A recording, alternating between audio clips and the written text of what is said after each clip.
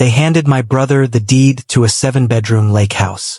They handed my sister the keys to a black Mercedes still warm from the dealership. And when the lawyer finally said my name, Daniel Cole, he slid a single folded paper across the table. Inside it was not a check, not a property, not even a savings bond. It was a claim ticket for one item, sitting in a storage unit 2 hours outside the city. My mother's old wheelchair, rusted, broken, worthless. My aunt laughed first, then my brother, then the whole room. Guess Mom always did love you best, my sister said, not even trying to hide her smirk. I sat there in my worn-out jacket, in a room full of people wearing watches worth more than my rent, and I told myself it didn't matter. It was just a chair. I had no idea the chair was about to unravel everything my family had spent 11 years burying. My name is Daniel. I was 29 years old, working double shifts at a warehouse just to keep the lights on in a 1-bedroom apartment on the wrong side of town. My mother, Elaine Cole, raised the 3 of us alone after our father walked out. She worked 2 jobs. She never once complained. And when I was 11 years old, doctors told her she needed a wheelchair full-time after an accident at the plant where she worked. My siblings were embarrassed by her. I never was. I pushed that chair to school events, to church, to the grocery store every single week for years. Then, when I was 18, my mother died. The official report said suicide. I never believed it. Not for one single day. At her funeral, my Aunt Carol stood at the front and cried the loudest of anyone. She talked about how much she loved her sister. She talked about family. She talked about healing. 2 weeks later, Carol sold my mother's house. 6 months later, Carol's husband opened a business with money nobody in the family could explain. I was 18, grieving and powerless. My siblings moved in with relatives who had money. I aged out of the system with nothing but a duffel bag and a photograph of my mom. For 11 years, I told myself I imagined the whole thing. That grief was making me paranoid. The wheelchair proved I wasn't paranoid at all. I drove 2 hours to a storage facility that smelled like dust and old rain. Unit 114.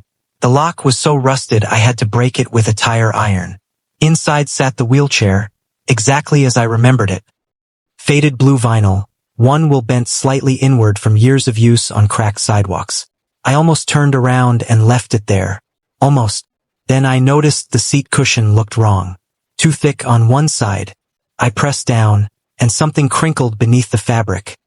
A sound that didn't belong in 11-year-old foam. My hands were shaking before my mind even understood why. I tore the seam open with my keys. Inside was a sealed plastic bag, and inside that bag, a spiral notebook, water-stained but legible, and a small brass key taped to the inside cover. The handwriting on the first page stopped my breathing entirely. It was my mother's.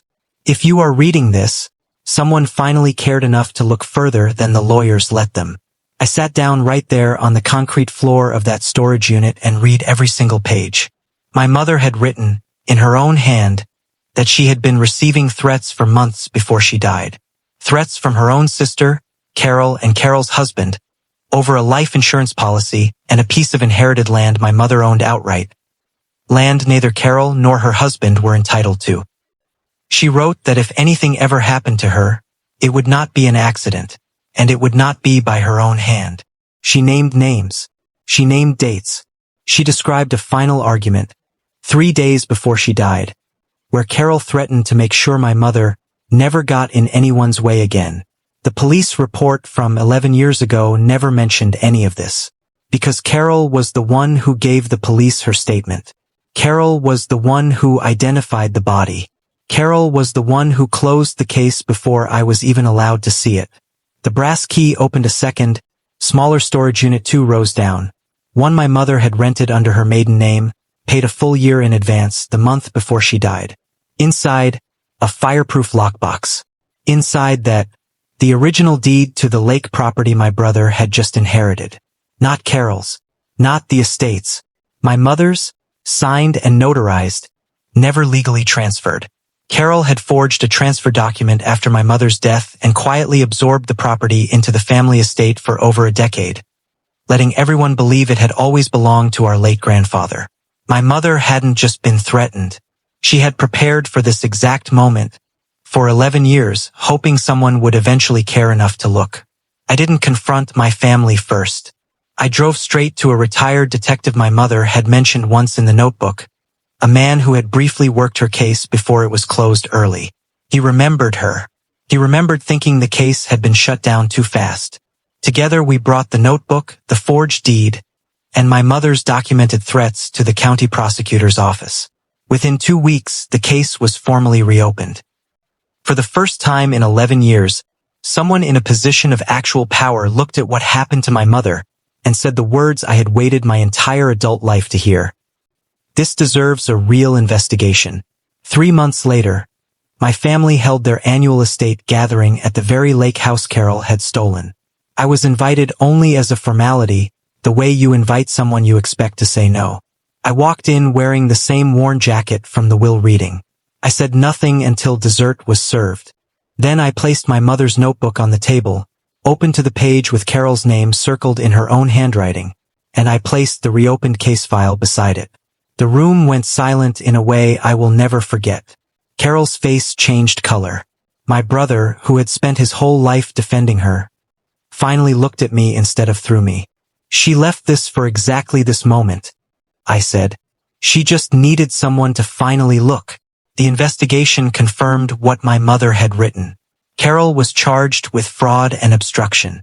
The forged deed was thrown out by the court, and the lake property was legally returned to my mother's estate. Meaning, for the first time in my life, it was mine. The manner of my mother's death was officially reclassified pending further review, based on evidence that had been deliberately withheld from the original investigation. I didn't sell the lake house. I didn't move in either. I turned it into a transitional home for young adults aging out of foster care, the way I once had, with nothing but a duffel bag and no one waiting on the other side. People still ask me if I regret not selling it, taking the money, and disappearing somewhere warm. I tell them the same thing every time. My family gave me a broken wheelchair because they thought it was worthless. They thought I was worthless. My mother knew better.